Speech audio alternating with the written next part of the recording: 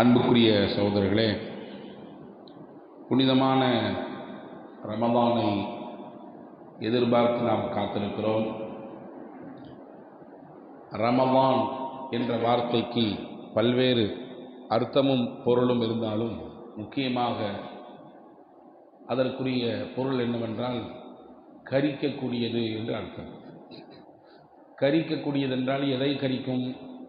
ரமதான் நம்முடைய பாவங்களை, நாம் செய்த தவறுகளை மொத்தத்தையும் கரித்து நம்மை தூய்மைப்படுத்த அல்லாஹ் தந்திருக்கக்கூடிய அற்புதமான ஒரு மாதம்.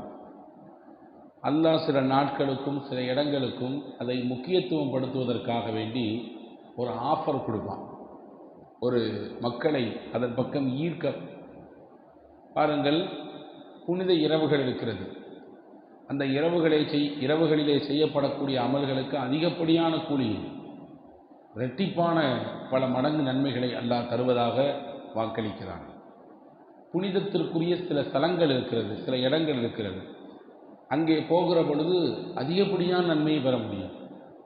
உதாரணமாக சொல்லுகிறேன், நாம் இங்கே தொழுகிற தொழுகை ஒரு தொழுகைக்கு ஒரு நன்மை என்று வைத்துக் கொள்ளுங்கள். ஆனால் இதே தொழுகையை ஹரம்லே நீங்கள் தொழுதால், மக்காவிலே தொழுதால் 1,00,000 நன்மை. இங்கே தொழுதால் ஒரு ஃபஜர், மக்காவில் ஹரம் ஷரீஃபிலே புனித காபாவிலே தொழுதால் 1,00,000 ஃபஜர் தொழுது நன்மை. இதே மதீனாவுக்கு போங்கள், 1000 ஃபஜர் தொழுது நன்மை. பைத்துல் முகத்தஸுக்கு போங்கள், 500 ஃபஜர் தொழுது நன்மை. அப்போ அந்த இடத்துக்கு தக்க நன்மைகளும் அதனுடைய பலன்களும் இரட்டிப்பாக பன்மடங்காக கூடுகிறது. அந்த இடத்தினுடைய சிறப்பை, அதனுடைய புனிதத்தை முக்கியத்துவம் படுத்த அல்லாஹ் தரக்கூடிய வெகுமதி இது. அதே போன்றுதான் ரமலான் என்கின்ற அந்த கண்ணியமான மாதத்தை சிறப்புப்படுத்தும் விதமாக அல்லாஹு தஆலா இரட்டிப்பான மடங்கு நன்மையை தருகிறான். எனவே தான் பூமா நபி ஸல்லல்லாஹு அலைஹி வஸல்லம் சொன்னார்கள், அந்த ரமலானுடைய காலத்திலே நாம் செய்யக்கூடிய ஒரு சுன்னத்திற்கு ஃபரதின் அந்தஸ்தை அல்லாஹ் தருகிறான். ஒரு சுன்னத்துக்கு ஃபரதுடைய அந்தஸ்து என்றால் நன்மையில், அல்லாஹுவிடத்திலே அது ஏற்றுக்கொள்ளப்படுவதில், அல்லாஹ் அதற்கு தரக்கூடிய பிரதிபலன். ஃபரதுக்கு என்ன கூலி தருவானோ, ஃபரதுக்கு எந்த அந்தஸ்தை கொடுப்பானோ, ஃபரதின் மூலமாக என்னென்ன விதமான பிரதிபலன்கள் ஏற்படுமோ அதுவெல்லாம் நீங்கள் ரமலானிலே சுன்னத்தை நிறைவேற்றினாலே கிடைக்கும். சுன்னத்துக்கு இந்த நன்மை என்றால் ஃபரதுக்கு 70 ஃபரதின் நன்மை என்றார்கள் நபிகள் ஸல்லல்லாஹு அலைஹி வஸல்லம். ஒரு ஃபரதை நிறைவேற்றினால் 70 ஃபரதுகள் செய்த அதற்கு நிகரான கூலியையும் நன்மையையும் அந்தஸ்தையும் பெற முடியும் என்று சொன்னதற்கு முக்கிய காரணம் அந்த மாதத்தினுடைய மேன்மையை கருத்தில் கொண்டு. எனவே தான் நல்லோர்கள் பெரியோர்கள் அந்த மாதத்தை மிகச்சரியாக பயன்படுத்த வேண்டும் என்று திட்டம் வகுத்தார்கள். நாம் சில நேரங்களிலே நமக்கு நாமே சில திட்டங்களை வகுத்துக் கொள்கிறோம். நம் குடும்பங்களுக்கென்று சில திட்டங்கள் போடுகிறோம். நம்முடைய தொழில் சார்ந்த திட்டங்கள் போடுகிறோம். நாம் போகக்கூடிய இடங்களை, நாம் சுற்றக்கூடிய சுற்றுலாக்களை சரியாக பயன்படுத்துவதற்கு சில திட்ட வரைவுகளை நம் கைவசம் வைத்திருக்கிறோம். நமக்காக அல்லாஹ் ஏற்படுத்தி ஒரு அற்புத மாதம் வர இருக்கிறது. குறிப்பாக நம்முடைய அந்தஸ்துகள் நீங்க பெறுவதற்கு, அந்தஸ்துகள் உயர்த்த பெறுவதற்கு அல்லாஹ் தரக்கூடிய மாதம். எத்தனையோ நல்லடியார்கள் இப்படி துவா செய்திருக்கிறார்கள், இறைவா ரமலானை அடையாமல் எனக்கு மரணம் வந்துவிடக்கூடாது என்று. ஏனென்றால் அந்த ஒரு ரமலானில் தான் ஒரு மகத்தான இரவு இருக்கிறது. அந்த இரவை அடைகிற பொழுதுதான் 1000 மாதங்களினுடைய மிகப்பெரிய 1000 மாதங்கள் நின்று வணங்கிய இபாதத்திற்குரிய நன்மையை அந்த ஒற்றை இரவில் பெற்றுக்கொள்ள முடியும். 1000 மாதங்கள் என்பது சுமார் ஏறத்தாழ 83 வருஷம். 83 ஆண்டு காலம் ஒருவர் அல்லாஹுவை நின்று வணங்கி தொழுது, அதிலே அவர் அல்லாஹுவை நெருங்கினால் எவ்வளவு தூரம் அந்தஸ்து கிடைக்குமோ அதை அந்த ஒரே ஒரு இரவில் வைத்திருக்கிறார். எனவே தான் எல்லோரும் இப்படி துவா செய்வார்கள், ரமலானை அடையாமல் நாங்கள் மரணித்து விடக்கூடாது. நல்லோர்களின் வரலாறுகள் இப்படியும் வந்திருக்கிறது. 6 மாதங்கள் ரமலானுக்காக வேண்டிய துவா செய்வார்களாம். யா அல்லாஹ், எங்களை அந்த ரமலானை அடையச் செய், நாங்கள் அந்த ரமலானை பெற்றுக்கொள்ள வேண்டும் என்று. அடுத்த 6 மாதம், அந்த ரமலான் முடிந்த அதுக்கடுத்த 6 மாதம் அல்லாஹ்விடத்தில் இப்படி துவா செய்வார்களாம், யா அல்லாஹ், நாங்கள் ரமலானில் செய்த நன்மைகளை எல்லாம் ஏற்றுக்கொள்.